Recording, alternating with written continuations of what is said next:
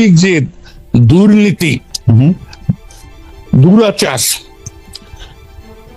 গুম, হত্যা, বিনা বিচারে মানুষকে অত্যাচার করেছে, বাক স্বাধীনতা হরণ করেছিল, এটা তো তাদের একটা পাপ। আর সবচেয়ে লজ্জার এবং ঔদ্ধত্যপূর্ণ, আপনারা সে কথাটা বলেন না, আমি ছোট ছোট কথা নিয়ে তো বলি, শেখ হাসিনা প্রত্যেক বক্তৃতায় বলতেন যে আমি গণতন্ত্র দিয়েছি। রাইট, গণতন্ত্র কেউ দিতে পারে নাকি? আওয়ামী লীগ ক্ষমতা থাকাকালীন দেশের টাকা বিদেশে পাচার করেছে, দেশের মানুষকে গুম হত্যা করেছে, বললেন Latif Siddiqui. Ladies and gentleman, কাছে এবং দূরে, দেশে এবং প্রবাসে আমার যে সকল শুভাকাঙ্ক্ষী রয়েছেন সবাইকে জানাচ্ছি আন্তরিক শুভেচ্ছা ও অভিনন্দন। 24 আপডেট নিউজ ইউটিউব চ্যানেলের পক্ষ থেকে সবাইকে জানাচ্ছি আসসালামু আলাইকুম রহমতুল্লাহি ওয়া বারাকাতুহু। আশা করছি সবাই ভালো আছেন। আসুন খালেদ মহিউদ্দিনের টকশোটা দেখে আসি, খুব গুরুত্বপূর্ণ একটা টকশো।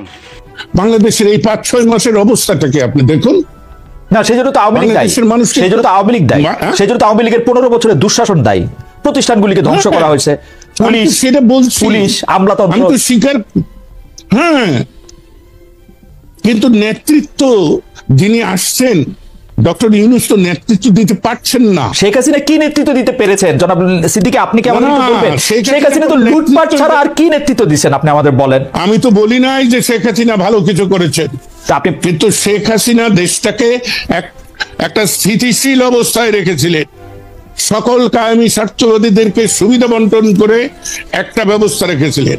এইখানেই তো আমার প্রশ্ন যে 5ই আগস্টকে যারা বলেন বিপ্লব অভ্যুত্থান, আমি বলি না, এটা বিস্ফোরণ। বিস্ফোরণ যদি না হবে, আপনি বলুন 5ই আগস্ট 5টার সময় গণভবন ধ্বংস করলেন, জাতীয় সংসদ ধ্বংস করে যাদের নেতৃত্বে তারা সুরসুর করে ক্যান্টনমেন্টে গেলেন কেন? সেনা প্রধান ডাকলেন আর চলে গেলেন সবাই। না, এটা খুবই পার্টিনেন্ট কোশ্চেন, কিন্তু আমরা একটু আগে থেকে আসতে চাই লতিফ ভাই, আমরা আপনাকে তো আর সবসময় পাই না। আপনি বলেছেন যে শেখ হাসিনা বাংলাদেশকে স্থিতিশীল অবস্থায় এনেছিলেন, আপনি কোন স্থিতিশীলতার কথা বলতেছেন এটা একটু বলবেন? আমাদের রাজনৈতিকটা ছিল অস্থিতিশীল, 3টা ইলেকশন হইতে পারে নাই।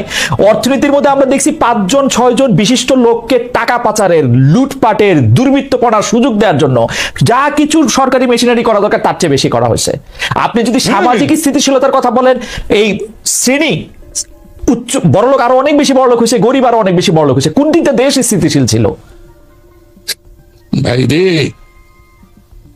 আপনি তো বলছেন, আমরা তো, আমি যদি বলি দুইটা সামরিক শাসন, এটার দুটি সামরিক শাসন যদি না আসতো, একটা গণতান্ত্রিক পরিবেশ যদি বিরাজ করত, 75 যদি জাতি রাষ্ট্রের পিতা বঙ্গবন্ধু শেখ মুজিবুর রহমানকে হত্যা করা না হতো, তাহলে আজকের অবস্থা সৃষ্টি হতো কিনা তাতে আমার সন্দেহ আছে।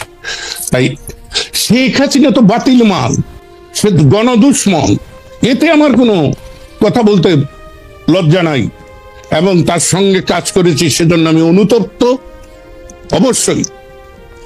কিন্তু আমি ইতিহাস তো অস্বীকার করবো না, আমি ইতিহাসকে বিকৃত করব না। অনেকেই তো আওয়ামী লীগ করেছেন। জি, হ্যাঁ, জি, আওয়ামী লীগের মতো দল। আচ্ছা, আমি একটা অন্য প্রশ্ন করি লতিফ ভাই, আওয়ামী লীগের মতো একটা দল যে এখন মুখ দেখাইতে পারতেছে না, আওয়ামী লীগ যারা সর্বশেষ করছে, আপনি বিশ্বাস করবেন না, আমি যারা বিদেশেও রয়েছে তাদের কাছে বারবার বলতেছে আপনারা এসে আপনাদের কথা বলেন, তারা এইখানেও মুখ দেখাইতে পারতেছে না, যেটা একটা ভালো জায়গা ছাড়া দেশে তো দূরে থাক। এই অবস্থাটা কি আপনি ভাবছিলেন যে এরকম হইতে পারে? আপনি ওই যে আবার বলি, আপনার বাজেট বক্তৃতা, রাইট? না, বাজেট বক্তৃতা না, 16 সালে যখন আমি পদত্যাগ করি সেই বক্তৃতাটা তো আমি এই কথা বলেছিলাম।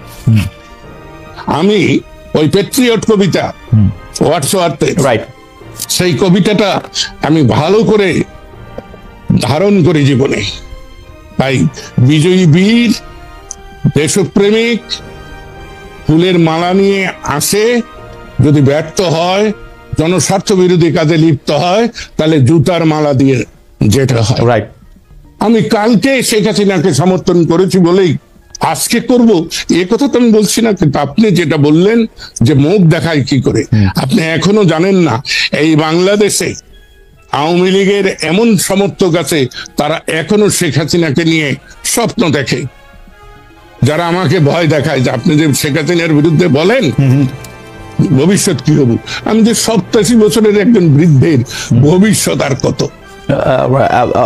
Absolutely absolutely. আচ্ছা, জনাব লতিফ সিদ্দিকী, আপনি দীর্ঘকাল ধরে শেখ পরিবারকে জানেন, চেনেন, আপনার সাথে মানে আপনার সাথে আওয়ামী লীগেরও একটা নিবিড় সম্পর্ক রয়েছে। আপনি আমাকে বলেন তো, যেই লিডার কোন রকম কোনো আগের থেকে পরের থেকে কিছু না বলে দেশের তার যারা সাপোর্টার তাদেরকে বিপদে ফেলে, শুধুমাত্র উনি যাদেরকে তাদের পরিবারের অংশ মনে করেন তাদেরকে হিন্ট দিয়ে শেখ তাপসকে আগে চলে যেতে বলছেন, তার আত্মীয় স্বজন আগে চলে যেতে বলছেন, শেখ রেহানার বিয়ার আগে চলে গেছেন, উনি চলে গেছেন, তাকে নিয়ে আর মানে ভাবনাটা কি, আর মানে এটা কারণটা কি? আমার তো মানে আওয়ামী লীগের থেকে দাবি তোলা হচ্ছে শেখ হাসিনার শাস্তির ব্যাপারে। আপনি এটাতে কিভাবে দেখেন? মানে এটা কিরকম? এটা একটা উল্টা কথা হইতেছে না যে আপনি তাকে নিয়ে স্বপ্ন দেখতেছে আওয়ামী লীগের লোকজন? তিনি তো সব জানতেন। আপনার মনে আছে কালো কাপড় কালো শাড়ি পরে তিনি বোধহয় জুলাই মাসের 20 না 21 তারিখে একটা বক্তৃতা করলেন। হ্যাঁ, আমি সেদিনই ধরে নিয়েছি। আর আরো একটা কথা বলি, পাকিস্তানে বলুন আর বাংলাদেশে বলুন, যতবার জরুরি আইন জারি হয়েছে তখনই দেখা গেছে সরকারের পতন হয়েছে। আপনি হিসাব করে দেখেন, 69-এর গণ আন্দোলনে যেদিন জরুরি আইন জারি হয়েছে তার 15 দিনের মধ্যে আইয়ুবের পতন হয়েছে। জিয়া নিহত হয়ে সম্মানের সঙ্গে গেছেন। এরশাদ জরুরি আইনের 21 দিন পরে তিনি ক্ষমতাচ্যুত হয়েছেন। খালেদা জিয়া জরুরি আইন ঘোষণার কয়দিন পরে গেছেন আমার খেয়াল নাই। তো উনি 20 জুলাই জরুরি আইন জারি করেছেন, 5 আগস্ট চলে গিয়েছেন। ওকে ওকে, লতিফ ভাই, আমি আমি আমি আমি আপনাকে অন্য প্রশ্ন আমার কিউ করা আছে, কিন্তু দর্শকদের একটা প্রশ্ন আপনাকে একটু যদি একটু আপনি জবাব দেন, সেটা হলো যে আপনি আওয়ামী লীগের ভবিষ্যৎ কি দেখেন? খুব সংক্ষেপে যদি একটু বলেন যে একটা আওয়ামী লীগের ভবিষ্যৎ কি আসলে। এ ব্যাপারে আমার স্পষ্ট বিমত। মুসলিম লীগের ভবিষ্যৎ যা হয়েছে, মুসলিম লীগ পাকিস্তানের স্রষ্টা বলে দাবিদার, ভারত রাষ্ট্রের প্রতিষ্ঠাতা বলে কংগ্রেস দাবিদার, কংগ্রেসের আজকে যে অবস্থা হয়েছে, তাই বাংলাদেশ প্রতিষ্ঠার দাবিদার আওয়ামী লীগের একই ভবিষ্যৎ। কারণ তার প্রয়োজন ফুরিয়ে গিয়েছে। যেমন আমার কিন্তু প্রয়োজন ফুরিয়ে গিয়েছে। আমি যতই চেষ্টা করি, 50 বছর বয়সে যা পেরেছি আজকে তা পারবো না। আমাকে নতুনদেরকে জায়গা ছেড়ে দিতে হবে। ওকে, আমি একটু সামারাইজ করি আমাদের দর্শকদের জন্য, correct me if I am wrong mister Siddiqui, যে আওয়ামী লীগের ভবিষ্যৎ মুসলিম লীগের মতোই আপনি দেখছেন, কারণ এটা হচ্ছে যে মুসলিম লীগ পাকিস্তান প্রতিষ্ঠা করলো বা আওয়ামী লীগ বাংলাদেশ প্রতিষ্ঠার সঙ্গে জড়িত থাকলো, তার প্রয়োজন এখন ফুরিয়ে গেছে এবং নতুনদের কাছে জায়গা ছেড়ে দিতে হবে।